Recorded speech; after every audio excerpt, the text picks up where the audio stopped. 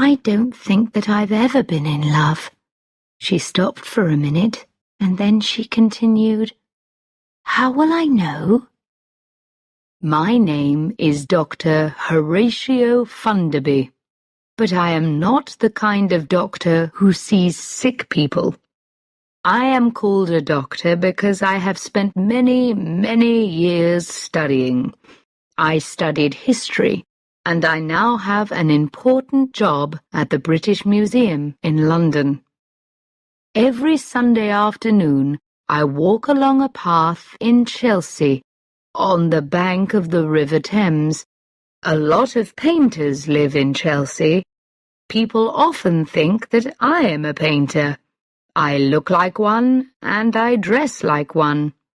I have a white beard, I carry a black wooden stick, and I wear a large old hat.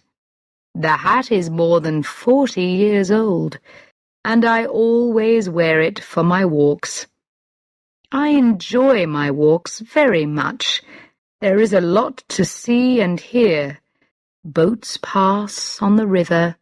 Birds cry noisily above it. Along this bank of the river, there are some old houseboats.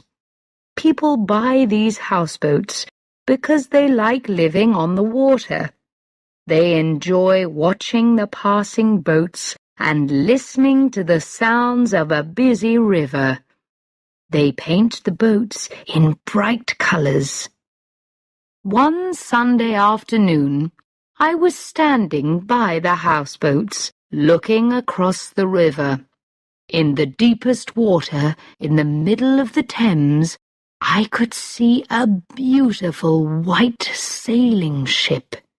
It was called the Poseidon.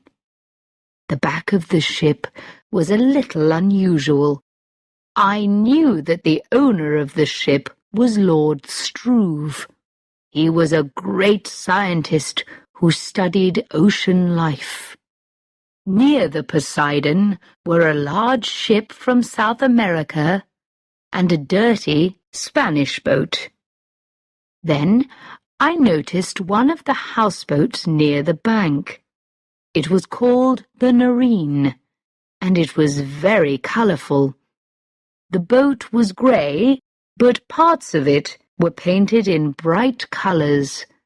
The door was blue, and the large wooden cover in the floor of the front deck was bright red.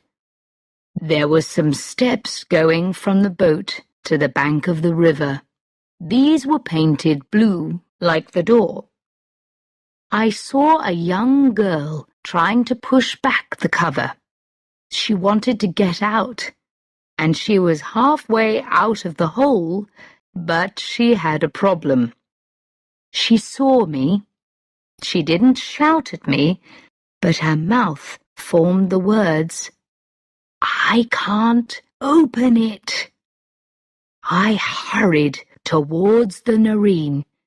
It was sitting on the bottom of the river, and I had to walk down the blue wooden steps over the water of the Thames.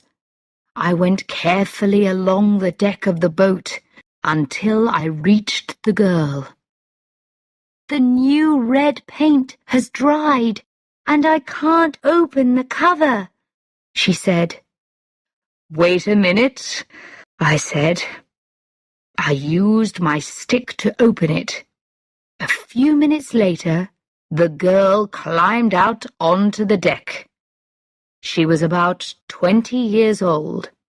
She was wearing old blue paint-covered trousers and a grey shirt. I thought that she looked quite beautiful. She looked at me with big green eyes. They were the loveliest part of her face. "Thank you," she said. "That's all right," I replied. I was glad to help. "You're a dear man," she said. "Do you know who you're like?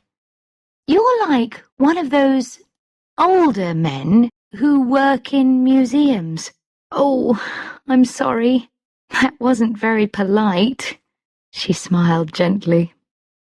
But I am an old man, I said. Please don't worry. In fact, I do work at the British Museum. I'm Dr. Horatio Funderby. Oh, she said, the British Museum. She was silent for a second, and then she asked, Would you like to see my octopus? Yes, I would, I said, smiling. She took me down through the blue door into a green room. I could see a small bed, bookshelves, and paintings. Then I noticed 2 glass cases, one large and one small. In the small case were 2 fish, and in the large one was the octopus. Isn't it beautiful? She said. Sometimes I sit and look at it for hours. Does it have a name? I asked. Oh, I just call it octopus, she replied. And you? What's your name? I asked. After a minute, she said, My name's Thetis. Ah, I said, that's the name of one of the water people in the Greek stories of long ago.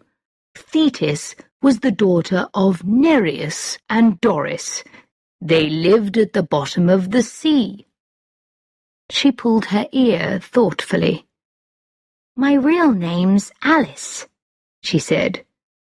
I call myself Thetis because I'd like to live at the bottom of the ocean.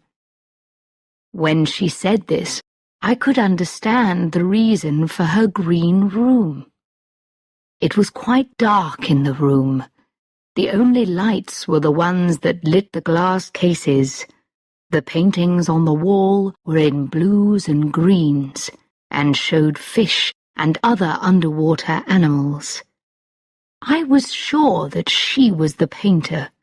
She was almost a water child herself, with her small nose, large eyes, and pretty short brown hair. Would you like me to sing for you? She asked. Oh, please do, I replied. My song's called The Silver Swans, she said. She sat down, closed her eyes, and sang in a sweet, gentle voice.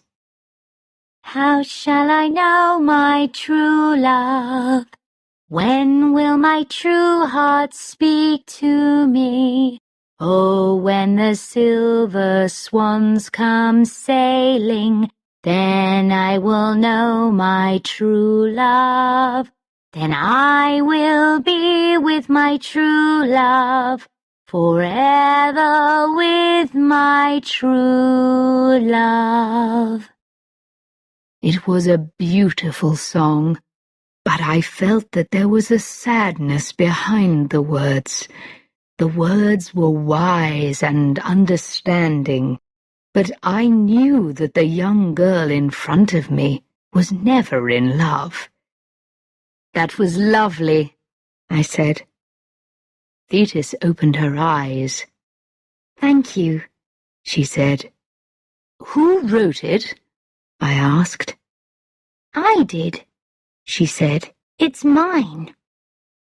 Do you often write songs? I asked, surprised. Only when they come into my head, she replied. Suddenly, she moved towards me.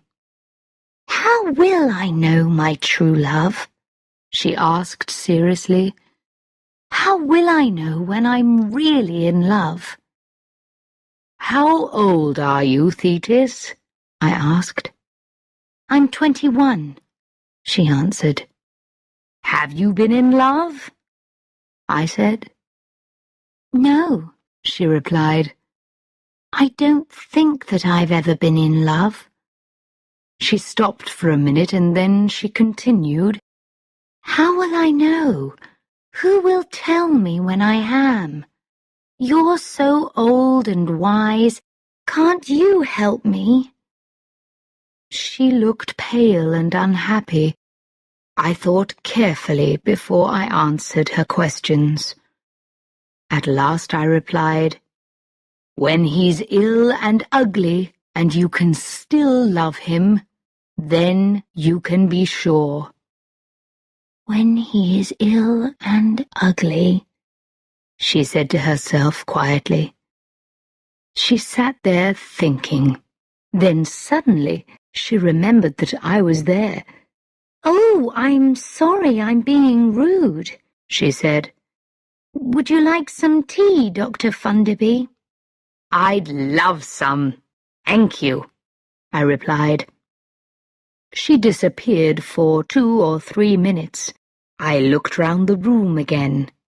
At last she returned, carrying the tea things. She poured out the tea. As she lifted her cup to her mouth, she said again, "When he is ill and ugly. Oh, thank you, Dr. Funderby." She smiled at me. We talked for about half an hour. She told me about her mother and father. They also lived in London. But she wanted to live alone on this houseboat. She loved it because it was on the water. She had an evening job, but she did not tell me what it was. Suddenly, I began to feel quite ill.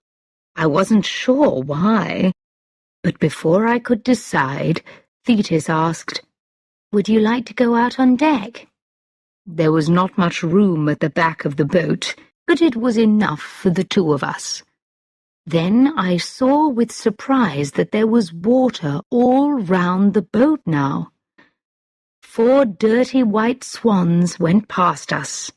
Their feathers were dirty with oil from the river, and their eyes looked very unfriendly. Thetis looked at them. I said, smiling, "Perhaps they're the silver swans in your song. Perhaps you're going to meet your true love." She only said, "These swans are a dirty grey silver." Then a small wooden boat came up to us. There was a tall, strong man in the boat. He looked about 35 years old. He was wearing a blue sailing shirt and dark blue trousers. He had black hair, a beard, and bright blue eyes. "Hello!" he shouted, and his white teeth shone against his dark beard. "Have you some cotton to mend my trousers? I caught them on a piece of wood." "Yes, of course," Thetis called back. "If you climb up here, I'll mend them for you." The sailor laughed. "I'll do it. I can't tell you where they're caught," he said. "Oh, I understand," Thetis said, smiling. Then she went to find the cotton. When she returned, she put it carefully in a piece of cloth. Then she threw the cloth into the boat. The sailor caught it. "Clever child," he said. "Thanks very much. I'll be quick." He moved the boat away and then tied it up next to another boat. We watched as he mended his trousers with his back towards us. While we stood there, a large boat went past. The Narines started to go up and down in the water. I suddenly felt very sick. Thetis saw my face. "Oh, you poor man," she cried. "I forget that moving boats sometimes make people ill. Come with me. I've got a bottle of medicine. It will soon make you better." She helped me down into the green room and sat me in a chair. I was feeling very ill now. She went to a small cupboard and got a small brown bottle from it. She poured something from it into a spoon and gave it to me. "They discovered this medicine during the Second World War," she said. "Some of the sailors suffered badly in storms or when the sea was rough. You'll feel fine in a few minutes. Just sit there quietly." She went out on deck. I heard her shout to the man in the boat, "Hello again. What's your name?" "Hadley. Richard Hadley," he called back. "What's yours?" "I've heard that name before," I thought, "but I can't remember where." "Thetis," she replied. There was silence for a minute. Then he said, "Oh, that's the name of the daughter of Nereus and Doris in the old Greek stories. They lived at the bottom of the sea." He was silent again. Then I heard him call, "Where's your father?" "He isn't my father," Thetis said. "He's an old man who's visiting me. He's feeling sick, so I've given him some medicine." I heard the laugh in the sailor's voice as he shouted, "What? Sick? On that old houseboat? It's like dry land on there." Another boat passed, and the Noreen suddenly moved up and down again. But the medicine was beginning to work. "It isn't an old boat," Thetis said seriously. "It's my home, and it does move up and down a lot sometimes. You need a strong stomach." "Oh, yes, I'm sure that you do," he said. But I knew from his voice that he didn't really believe her. "Really, it's true," she continued. "Perhaps even you'll get sick one day." The sailor laughed loudly. "Who? Me? Listen, child, I've sailed every ocean and sea in the world, and in all sorts of weather, and I haven't been sick yet." I heard Thetis say, "There's always a first time. Would you like to try?" "Tell me when it gets really rough," he said. I heard his boat touch against the Noreen as he continued. "You're not as young as I thought. I'm sorry that I called you a child. Perhaps I'll try your boat sometime. Well, thanks again for the cotton." At last I began to feel better. When I went up on deck, Thetis was looking out across the river.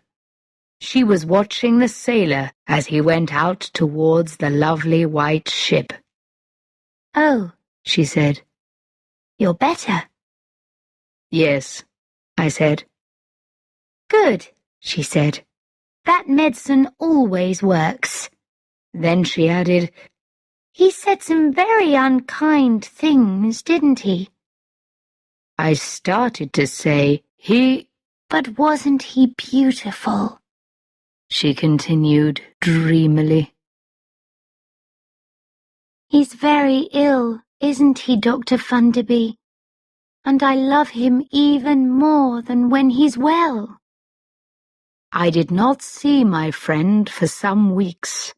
Then, on a rainy Sunday, as I walked past the houseboats, somebody called my name. "Dr. Funderby! Dr. Funderby!" I turned round. Thetis was running up the steps from the Noreen. She ran to me and said, "Dr. Funderby, what shall I do? My octopus has eaten one of his arms." I replied, "They often do that when people keep them. even when they feed them very well." "Oh," she said, "thanks for telling me that. I feel much better now." She turned and went back to her boat.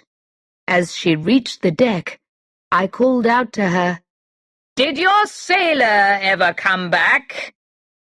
"Yes," she answered, and disappeared into the boat.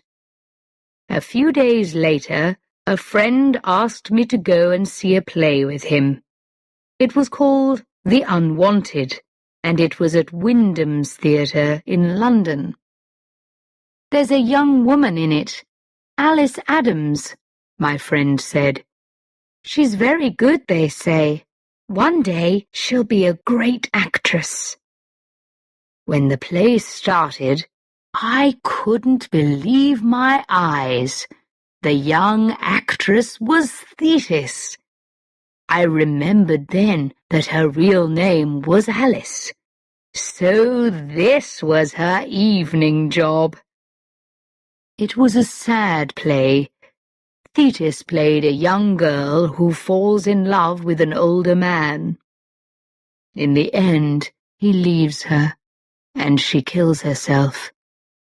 Thetis played the part with deep feeling and understanding. It seemed to me almost that she was the poor girl. I cried for her at the end of the play. The next Sunday, I visited her on her boat. There was now another glass case in her room. There were 2 large fish in it. She was sitting in front of the case, watching them. She got up to get the brown bottle. The boat was not moving much, but she gave me some of the medicine, and I drank it. "My dear," I said, "why didn't you tell me who you were? I was at Wyndham's last week." "I did tell you," she said. "This is the person that I am here. This is the person that I really want to be." "You played the part very well," I said. "I cried at the end. How can you put so much feeling into the part, night after night? How can you show all that pain and unhappiness if you have never been in love?" She thought for a minute, then replied, "That's the other side of me. I just do it." She saw me looking at the glass case. "He gave them to me," she said. "The sailor?" I said. "Yes," she said. "Where did he get them?" I asked. "From the bottom of the river," she answered. "Did he? How?" I asked. "He went down and looked for them," she replied. "Now I remember who Richard Hadley is," I thought to myself. "Does she know? And will her heart break like the heart of the girl in the play?" "Is he in love with you?" I asked. "He laughs at me and says unkind things," she said. "Does that mean that he's in love?" "And you?" I asked. "Are you in love with him?" "I don't know," she cried. "I don't know, I don't know. Oh, Dr. Funderby, I hate being young." She put her head on my shoulder and started to cry. I tried to find the words to make her better. The next Sunday I went for my usual walk. It was very windy and the river was rough. When I saw the Nareen, she was moving from side to side. Thinking of Thetis, I hurried towards the boat. Her room was small, and the glass cases were not safe in bad weather. I noticed that the blue door was open, so I quickly went down the steps. When I reached the last step, I heard a deep cry from Thetis's room. I was afraid for her, and I hurried in. Richard Hadley was lying on the bed. He was very sick. Thetis was sitting on the side of the bed, holding his head in one of her arms. His skin was a grey colour, and his face was pale. At first, I thought that he was dying. Then the boat moved suddenly. I understood then why he was like this. "Thetis!" I cried. "The medicine! Quickly! Where is it?" "Oh!" cried the unhappy man. "Go away, both of you, and leave me to die alone." "I love him," Thetis said, happily holding his poor head in her arms. "Oh, now I know that I love him. He's very ill, isn't he, Dr. Funderby? And I love him even more than when he's well." I went to the cupboard where Thetis kept the brown bottle of medicine. It was locked. I looked at Thetis. She looked sad. "He refuses to say that he'll marry me," she said. Then she added, looking down at him, "I don't mind being a poor sailor's wife. When you sail away, I'll come with you. We can sail round the world together." I almost laughed at her words. Thetis had no idea about a sailor's life, and she had no idea who Richard Hadley was. The unhappy, weak man cried out, all right, I'll marry you. I'll do anything if you'll just go away. Please leave me to die." I was beginning to feel very ill myself, so I cried, "Thetis, you cold-hearted girl, give me the key now. How can you leave him to suffer? How can you do this to the man that you love?" She untied a piece of blue cloth from around her neck. The key was on it. She looked at the floor as she gave it to me. I knew that she was sorry now. As I opened the cupboard, I heard her say quietly, "He sailed on every ocean and sea, in all sorts of weather." I took some of the medicine, then I gave some to the great ocean scientist, Richard Hadley, Lord Struve. Thetis looked at me. "Will you come to our wedding, Dr. Funderby?" she asked. I was still feeling sick, and I was not happy with her, so I replied, "If he marries you after this suffering, he's crazy." Lord Struve probably suddenly felt better because he sat up. He said, "I'm glad that you said that, Dr. Funderby. Promises don't mean anything when they are made in ill health." "But you wanted to come onto the Nerine in this weather," she said sadly. The colour was returning to his face. "I came for a good reason. I love you, and I wanted to tell you that," he said.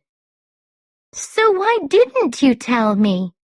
Thetis asked simply. For a minute, he did not know what to say. Then he said suddenly, "Because I felt ill. Now listen, Thetis, if you're going to marry me, you must know two things. You must know who I am. You must know what I do." "They don't matter," Thetis replied. "I love you." I was feeling better, so I said, "And you're acting?" Lord Struve looked at me in surprise. "Who's acting?" he asked. "This is Alice Adams," I cried. "She's been in the play The Unwanted at Wyndham's for the last 2 years." He looked at her. "This child?" he said. She is a child, isn't she? Thetis moved her head in a silent yes. But I said, she's England's best young actress, and she's 21. He stood up. Yes, he cried. I remember reading something a long time ago. I've just come back from the Galapagos, he continued. I haven't heard anything about England for nearly 2 years. Thetis jumped up and ran to him. Oh, please take me there, she said in an excited voice. All my life I've wanted to go to the Galapagos. Can sailors take their wives with them when they go? Lord Struve cried, I'm not a sailor, Thetis. I'm a... He stopped. He found it difficult to say. I'm a lord, he started again. I'm a kind of ocean scientist. I do a lot of my work underwater. But you're acting... Before he could finish, Thetis said, It doesn't matter. I never wanted to be an actress. I only do it for the money. I can buy octopuses and live on the Noreen. Do you know what a good octopus costs? Lord Struve held both her arms. Thetis, can you be serious for a minute? Do you really mean that you'll give all that away for me? Of course, she replied. More than anything in the world, I would like to walk with you on the bottom of the ocean near the Galapagos, because... She stopped for a minute, thinking. Because I'm sure that I love you. Dr. Funderby showed me that. For another minute, Lord Struve held her 2 arms, while he looked up with a very happy look on his face. He seemed unable to believe what he was hearing. And so the song of the silver swans came true. Thetis, the water child, married her lord of the sea, Richard Hadley. I still walk along by the River Thames, but I don't enjoy the walk as much as before. Lord Struve, his wife, and her octopus have gone away to a beautiful island in the Pacific Ocean. There they work together with the wonderful undersea plants and animals around them. A family have bought the Noreen, and they have painted her a dark brown colour. They have changed the name to the Nelson, after one of the greatest British sailors, Sir Horatio Nelson. I pass her every Sunday, and a washing line goes from the back of the boat to the front. It is filled with washing, the clothes of small children, and I think as I go past, do they have strong stomachs like Thetis, or did she give them the name of that wonderful medicine in the brown bottle?